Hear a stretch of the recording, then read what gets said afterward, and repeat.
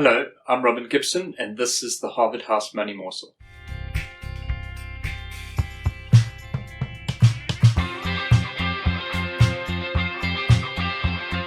Welcome back. Thank you for joining us again. Don't forget to like and subscribe and click the bell so you get a notification of when we're releasing a new video.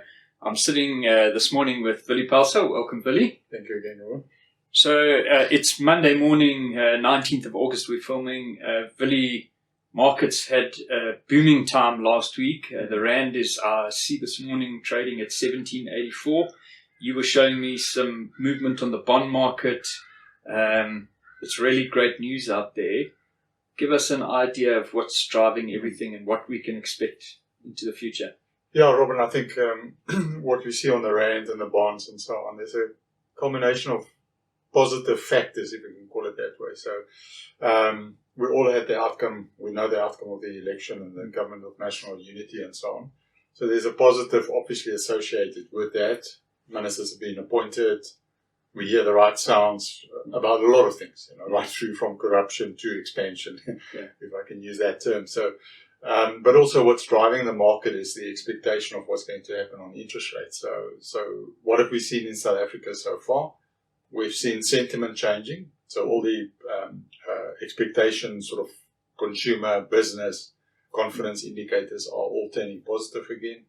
We've seen inflation sort of declining substantially, actually. And that all leads to an expectation that the Reserve Bank will change. So the markets have priced in the sort of 100 basis points over this cycle. Yes. And I think that's in the market. That's in the bond market. And on the back of international developments, the same thing.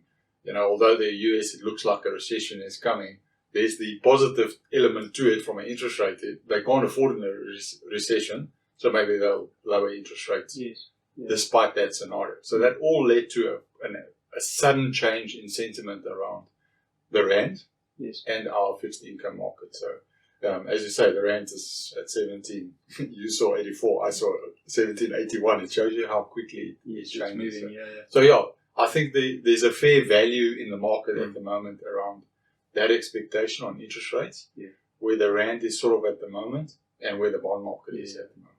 So, Willie, maybe we can explore this a little bit more, because sometimes these things can become a little bit self-fulfilling. I mean, with the bond market interest rate dropping so much, that means that government issues paper at lower levels.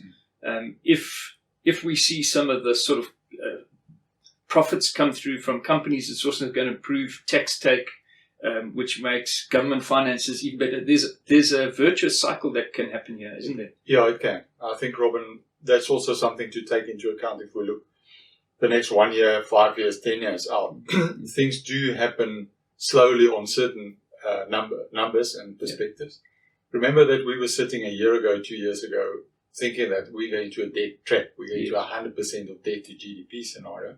And it was all based on the expectation that we're not earning. Plus we had the Eskom debt and the Transnet debt. All of those things have been sorted in a sense how we're going to deal with it. And as you say, if we just look at the economic cycle that we're entering, more positive on personal income tax, more positive on company tax. We've seen some results coming through. There are profits in the system.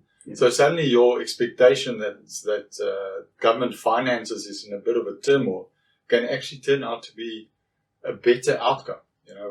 We can suddenly sit at like 3% deficit to GDP and not a 4.5 or a 5 that were expected a year or two ago. So that will lead to a second round of positive implications on the market. So, Willie, often what happens is that, we're talking about sort of the reforms and the return to profits, but that's really going to take time to unfold. Correct. But we've got something happening, and it often happens in markets that you get a kickstart that really drives something big. And on the 1st of September, we're getting a bit of a kickstart, aren't we? Yeah, Robin, we are. It's called this two-part system in the pension fund industry. And when it came out, it was a big negative. Everything is going to collapse for that matter.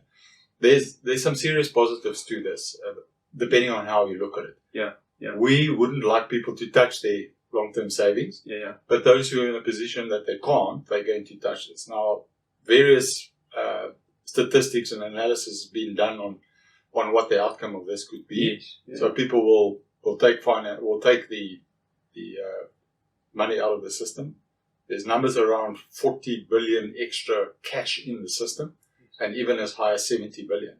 Yep. Now, the analysis that we've done and sort of looked at numbers is that's going into private expenditure. You know, go and buy a new shirt, but go and buy new shoes, pay off a little bit of debt. So there's as you say, there's suddenly a stimulus at the right time that comes from the 1st of September. Yeah. That can see our retail sector on the stock market, the banking sector, and so on continue this sort of rally that they've entered. Yes. Yeah. And so that is a kickstarter, as you say, at the right time. Yeah, wonderful, exciting times. Well, Willie, thanks for giving us that insight. Thank you for joining us. Don't forget to like and subscribe, and we'll catch you next time. Bye-bye.